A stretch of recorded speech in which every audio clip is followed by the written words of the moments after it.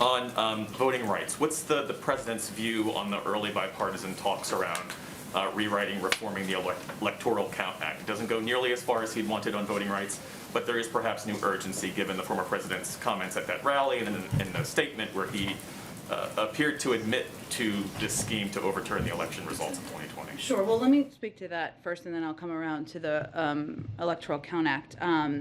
So in terms of the former president, his actions represented a unique and existential threat to our democracy, as the president has said many times. But, you know, his remarks this weekend, he defended the actions of his supporters who stormed the Capitol and brutally attacked the law enforcement officers protecting it. I think it's important to shout that out and call that out.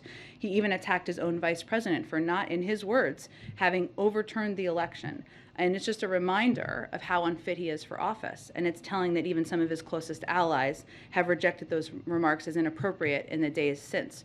As it relates to the Electoral Count Act, as you noted, Jeff, in your question, I mean, it is not a replacement. And I think why we keep saying that is because we don't want anyone to suggest who supports it that it's a replacement for the John Lewis Voting Rights Act or other voting rights legislation that has important components of it that would provide a basic baseline and important protections for people across the country who are trying to exercise their fundamental right.